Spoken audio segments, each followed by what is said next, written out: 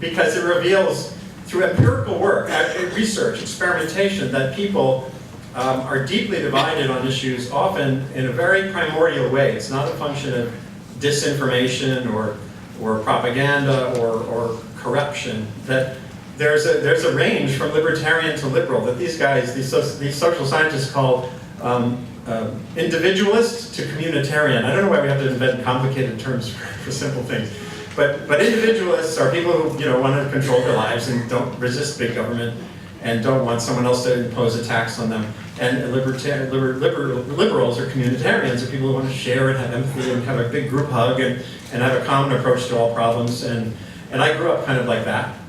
And what you find when you look at this body of work is that more information doesn't matter. Actually, more knowledge, more degrees, and more advanced education makes a libertarian more libertarian. There was a study that showed that the more education a Republican has, on average, the more skeptical that person is of global warming.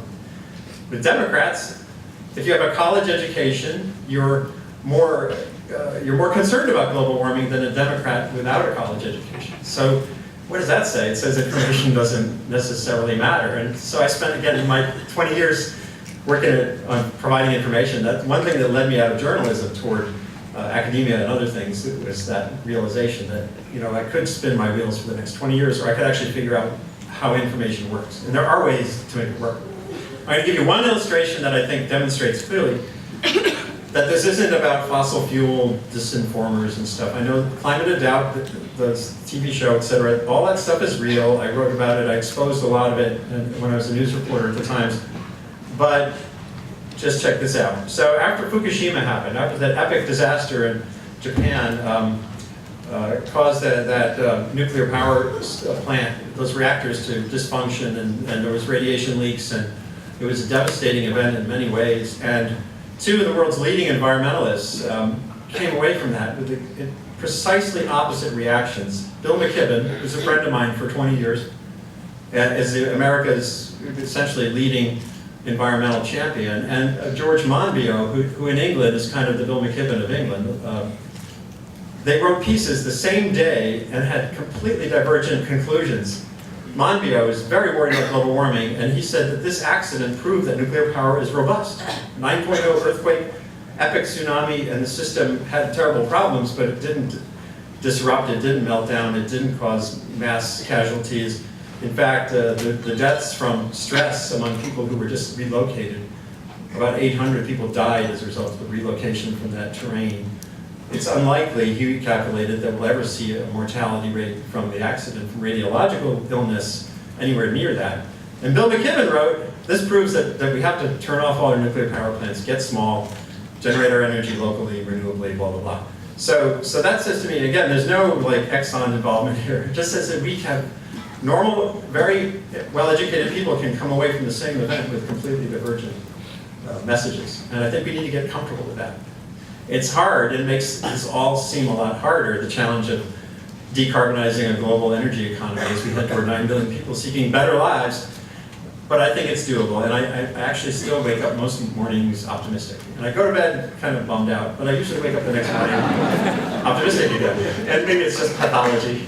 It could be pathology, so that doesn't mean I'm right or anything. Don't follow me necessarily. You can do whatever you want. One last message out of Fukushima comes from these stones, which illustrate this is not just about global warming. And I think it also helps us reassure us that it's kind of normal for us to sort of screw up when it comes to warnings and big events. These are tsunami stones that you can find, that I wrote about. I wasn't in the disaster area, but I was tracking it closely. They're centuries old, and they're tsunami warning stones. And basically, here's what they say in Japanese. High dwellings are the place and harmony of our descendants. Remember the calamity of the great tsunamis. Do not build any homes below this point. Oops. And so time passes, the message fades. Tsunamis are unpredictable. This particular earthquake was really in a fault that no one really understood very well. And so the message got lost in history. Its disaster memory fades. And so what I wrote at the time, a reader pointed out to me, well, what if we get it that wrong? So even when history in a place tells you directly this is a place that's dangerous, be careful and we disregard those messages, then I think it makes me feel a little more okay with our failures so far to pick up the momentum on the issues around the building greenhouse effect. It doesn't mean I'm saying, hey, don't worry, be happy. I'm just saying we got to get real about what we're like as individuals and as societies. So a piece I did before that, years earlier on .earth, had this headline, "Are we stuck with blah, blah, blah, bang?" And that came from a reader comment. My readers are my teachers often. Some of them are unruly students. They're like, you know, shut up, or there's some commenters on my blog are pests.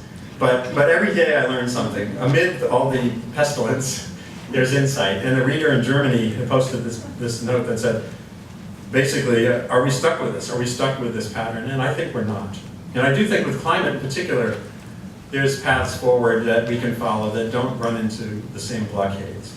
The first real reality is that climate matters. Climate matters. It's one of the things everyone pays attention to on a day-to-day basis through the weather that is shaped by the climate system. You know, it mattered in Moscow with the great heat wave, it mattered in Pakistan with the great floods, it mattered in Joplin terribly with the tornado outburst, and of course such a big chunk of this region. And so you can have teachable moments. Then you have to figure out, what do you teach? What is it how can we best go forward and educate society on how to mitigate risks from climate vulnerability that exists today, plus what could come through the greenhouse influence on climate. And then of course water matters, and it matters hugely, especially in places that don't have much or are vulnerable to too much. Here, I took this picture, I don't know how well you can see the slides. But in the Amazon, I was there in 1989 and 90 writing a book about a murder in the Amazon of Chico Mendes called The Burning Season. And I walked in, I was in Manaus, a big city in the Amazon, and I'm walking down the street and there's a funeral parlor. Like most of the stores there, it's open air, it's just like open to the street. And there's a pile of coffins, and basically there were coffins in all sizes. And for me that was shocking, coming from, basically middle class upbringing in Rhode Island. And just the idea that it would be normal in a funeral parlor to have coffins in all sizes, like Starbucks cups, really was sort of jarring. And that was 20-something years ago, but there's still 1 billion or more people on the planet today for whom the death of a child from waterborne disease is a normal occurrence. It's not a surprise or a shock or an outrage. And that says there's great opportunities right now to improve lives by sharing technology and ideas and concepts as simple as hand washing. Hand washing day was just a few days ago. And finding ways to communicate that creatively, making sure that young kids in slums and poor places are learning how to foster good sanitation and how to develop the handling of wastes in places that don't have money. There's great opportunities in all that. But also, water matters where we are too. This is where I live, in the Hudson Valley. This was the road down the hill from my house after Irene came through. And this storm called Sandy could actually do the same thing in the early next week to us. So our road, these roads were impassable for days and days.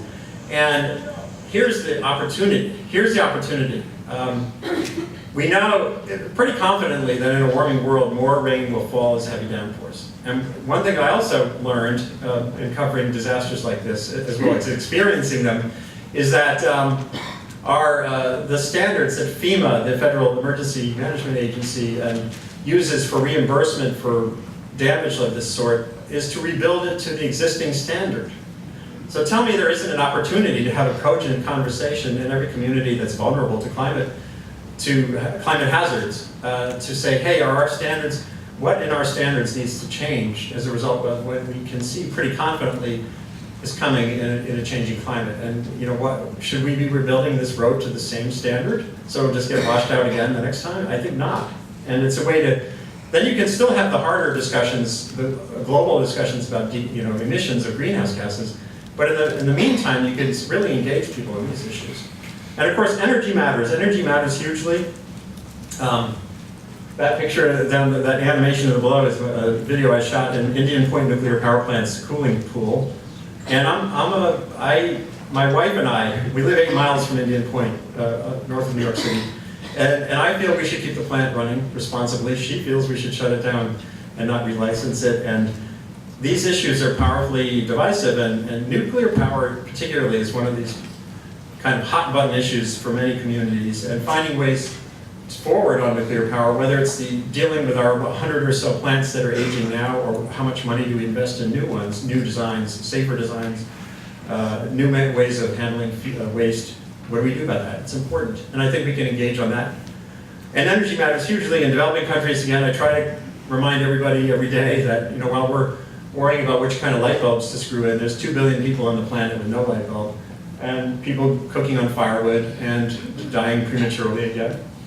And the other picture, which you may not see very well, is the great Indian blackout a couple months ago. 600 million people who finally got on the grid, and then the power went out. Oops. Finding ways to make systems reliable and resilient is important. So here's some sociological work that I think is a source of great optimism for me. There's a group at Yale and George Mason University. They run a study every couple of years called the Six Americas Study. And essentially they've determined through pretty detailed surveys of people that there's kind of 6 kinds of Americans when it comes to global warming. They range from alarmed to dismissive, basically Al Gore to Jim Inhofe, and et cetera. And most of us are in that fuzzy middle. We're either disengaged, doubtful, or basically, we're low information voters, if you know that phrase from recent parodies by Bill Maher about our voting issues.